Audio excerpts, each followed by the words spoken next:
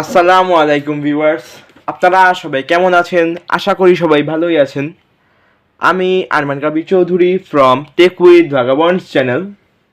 আপনারা এর আগেও দেখেছেন আমরা একটি ক্লোন এয়ারপডস এর রিভিউ করেছিলাম। তা ছিল i7s TWS, একদম ফার্স্ট যে ক্লোনটি বের হয়েছিল এয়ারপডসের সেটার। অ্যান্ড আজকে আমরা আপনাদের রিভিউ অ্যান্ড আনবক্সিং করে দেখাবো ইনপডস এর 12 এয়ারপডস এর ক্লোন। এটির সাথে মূলত i12 এর জাস্ট একটি দিয়েই ডিফারেন্স আছে, তা হলো এটি বিভিন্ন কালারের অ্যাভেলেবেল হয় এবং এই ইয়ারবাডসটিতে দেওয়া হয়েছে ম্যাট ফিনিশিং, অ্যান্ড যা i12 ইয়ারবাডসটিতে দেওয়া হয়নি। অ্যান্ড i12টি জাস্ট হোয়াইট কালারে অ্যাভেলেবেল এয়ারপডসের মতোই। সো এবার আমরা স্টার্ট করলাম এই ইয়ারবাডসের আনবক্সিং। ফার্স্টেই আমরা দেখতে পাচ্ছি বক্সটিতে দেওয়া আছে 4টি কালার ইন্ডিকেশন। এই ইয়ারবাডসটি মূলত 6-7টি কালারের অ্যাভেলেবেল হয়। দেন আপনারা দেখতে পাচ্ছেন বক্সটির পিছনে লেখা আছে made in China, Android iOS, Bluetooth 5.0 connection দেওয়া আছে। অ্যান্ড বিভিন্ন ফিচার্সগুলো দেখতে পাচ্ছেন আপনারা বক্সটির অ্যান্ড মডেলগুলো। সো আমরা এবার আনবক্স করলাম এই ইয়ারবাডসের। বক্সটি এতটাও ভালো কোয়ালিটির ছিল না, আপনারা দেখছেনই পুরো ভুগঝুগি মার্কা একটি বক্স দিয়েছে তারা। অ্যান্ড বক্সটি আনবক্স করার পর প্রথমেই পাবো আমাদের যে মূল কাঙ্ক্ষিত এয়ারপডস এর ক্লোনটি বা ইনপডস 12 সেটি। আমি মূলত আজকে আনবক্সিং করবার জন্য হোয়াইট কালারটা পেয়েছি। অ্যান্ড দেখি আরও বক্স কন্টেন্ট কী কী আছে। বক্স কন্টেন্ট হিসাবে আপনারা পাবেন একটি USB টু লাইটনিং কেবল। এই বাজেট অনুযায়ী, প্রাইস অনুযায়ী একটি ভালো কেবলই দিয়েছে তারা। যারা মূলত আইফোন ইউজার তাদের নাও রাখতে পারে, বাট যারা নর্মালি অ্যান্ড্রয়েডের ইউজার তাদের জন্য রাখবে এই কেবলটি। অ্যান্ড একটি ইউজার ম্যানুয়াল। অবশ্য এটি পড়ার কোনো দরকারও নেই, আপনারা যদি চান তাহলে ঠিকমতো অপারেট করতে চান তাহলে পড়তে পারেন।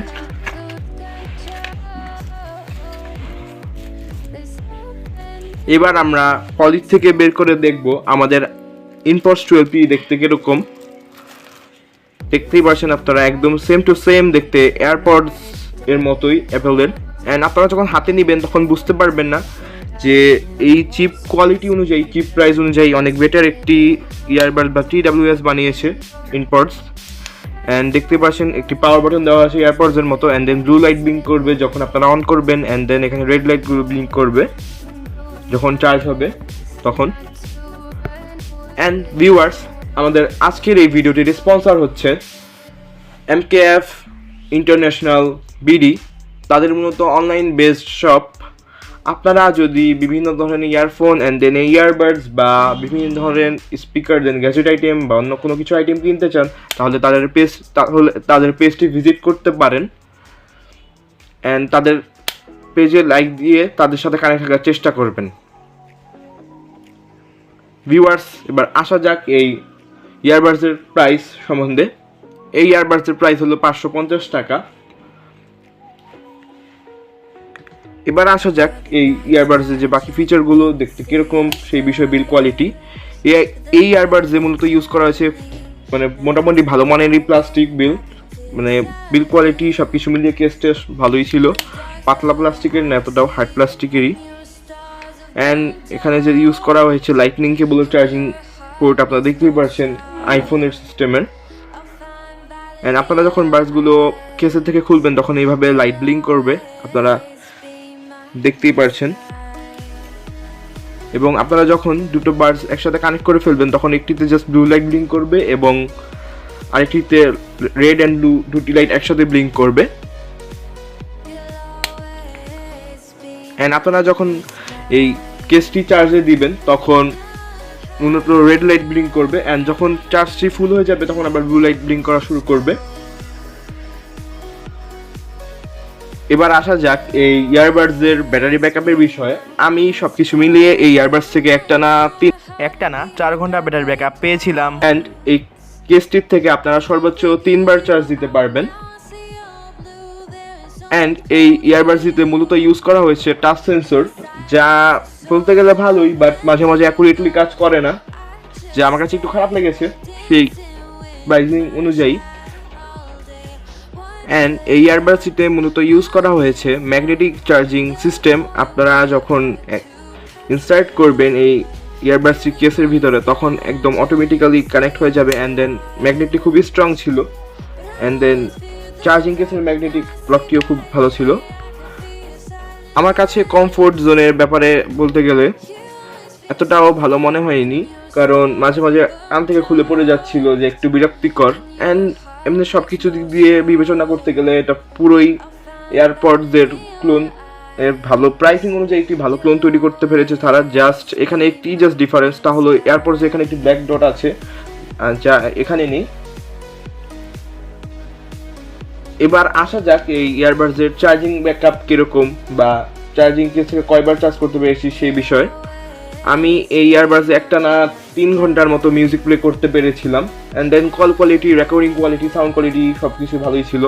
অ্যান্ড আপনারা এই চার্জিং কেস থেকে সর্বোচ্চ 3বার ইয়ারবাডসটি চার্জ দিতে পারবেন, যা ভালোই মনে হয়েছে আমার কাছে। এই ইয়ারবাডসটিতে মূলত ইউজ করা হয়েছে 300 মিলি অ্যাম্পিয়ারের চার্জিং কেস, যা একটি ভালো বলতে পারেন প্যাকেজ। এবার আসা যাক ইয়ারবাডসের সাউন্ড কোয়ালিটি, বেস, ভোকাল কীরকম, কল বা রেকর্ডিং কোয়ালিটি কীরকম সেই বিষয়ে। আমার কাছে এই ইয়ারবাডসের সাউন্ড কোয়ালিটি ভালোই মনে হয়েছে, সাউন্ড ছিল ক্রিস্টাল ক্লিয়ার। বাট প্রবলেম হলো এটার ভোকালটা এতটাও ভালো ছিল না, অ্যান্ড বেসটা ছিল মিডিয়াম লেভেলের, যা একটু হলেও আমার কাছে খারাপ মনে হয়েছে বাজেট অনুযায়ী। আর একটু বেটার এক্সপেকটেশন ছিল আমাদের কাছে। অ্যান্ড এর যে আগের মডেলগুলো ছিল তাতেও একটু ভালো সাউন্ড পাওয়া গিয়েছিল। যেমন আমরা i7sও দেখেছিলাম, সাউন্ডটা অনেক লাউড ছিল। এটার সাউন্ড এতটা লাউড না হলেও ক্লিয়ার ছিল অ্যান্ড ভালো ছিল বলতে পারেন আপনারা।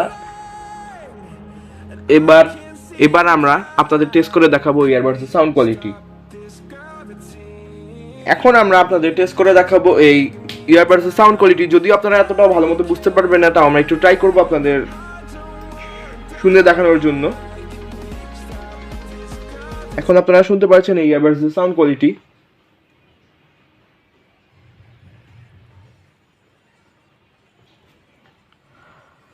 আমার কাছে সব কিছু মিলিয়ে ইয়ারবাডসের সাউন্ড কোয়ালিটি মিডিয়াম লেভেলের মনে হয়েছে। And then call quality, recording quality বলতে গেলে ভালোই ছিল। এবার আসা যাক এই ইয়ারবাডসের কোন দিকে আমার ভালো এবং খারাপ লেগেছে সেই বিষয়ে। আমার কাছে ইয়ারবাডসের যে দিকটি ভালো লেগেছে তা হলো ইয়ারবাডসের বিল্ড কোয়ালিটি, অ্যান্ড দেন যে লুকিংটা ভালোই ছিল। অ্যান্ড কানেক্টিভিটিতেও এতটাও প্রবলেম হয়নি। বাট এবার আসা যাক এই ইয়ারবাডসের ভালো এবং খারাপ দিকগুলো নিয়ে। আমার কাছে এই ইয়ারবাডসের মেনলি যে জিনিসটি ভালো লেগেছে তা হলো ইয়ারবাডসের লুকিং একদম প্রায় অ্যাপেল এয়ারপডসের মতোই করতে পেরেছে। অ্যান্ড দেন লাইটিং ইন্ডিকেটরগুলো ভালো ছিল, জাস্ট একটু যদি কম ব্রাইট হতো দেন একটু ভালো হতো। এই ইয়ারবাডসের যে দিকটি মেনলি ভালো লেগেছিল তা হলো এই ইয়ারবাডসের সাউন্ড কোয়ালিটিটা মিডিয়াম লেভেলের ছিল, তা বলতে গেলে প্রাইস অনুযায়ী ভালোই, সাউন্ডটা ক্রিস্টাল ক্লিয়ার ছিল। অ্যান্ড দেন যে লুকিং অ্যান্ড বিল্ড কোয়ালিটিটা আছে তা ভালোই লেগেছিল। অ্যান্ড যে দিকগুলো আমার খারাপ লেগেছিল এই ইয়ারবাডসের তা হলো এই ইয়ারবাডসের যে কমফোর্ট জোনটা আছে তা অনেক বাজে বলতে পারেন। আপনারা কান থেকে খুলে পড়ে যায় সহজে, যদি একটু বেখেয়াল হয়ে যান আপনাদের ইয়ারবাডস ভেঙে হারাও যেতেও পারে কোন জায়গায়। দেন এই ইয়ারবাডসের যে ম্যাট ফিনিশিং দেওয়া হয়েছে যার কারণে একটু ঘষা টসা লাগলেও প্রবলেম হতে পারে। অ্যান্ড আমি আপনাদের সাজেস্ট করবো যাতে আপনারা এই ইয়ারবাডসের ব্ল্যাক বা পার্পল ব্লু বা এই টাইপের কোনো কালার ইউজ করেন, কারণ হোয়াইট কালারটা খুব তাড়াতাড়ি ময়লা হয়ে যাওয়ার চান্স থাকে। সো ভিউয়ার্স, আজকে ভিডিও এটুকুই। আমাদের ভিডিও এতক্ষণ দেখার জন্য আপনাদের ধন্যবাদ জানাচ্ছি, এবং আপনাদের যদি ভিডিওটি ভালো লেগে থাকে তাহলে আমাদের চ্যানেলে লাইক করবেন, আমাদের ভিডিওটি শেয়ার করবেন, এবং আমাদের ভিডিওটিতে কমেন্ট করবেন, এবং আমাদের চ্যানেলটি অবশ্যই সাবস্ক্রাইব করবেন এবং পাশে যে বেল আইকনটি আসে সেটি প্রেস করে আমাদের সাথে কানেক্ট থাকার চেষ্টা করবেন। আসসালামু আলাইকুম, আল্লাহ হাফেজ।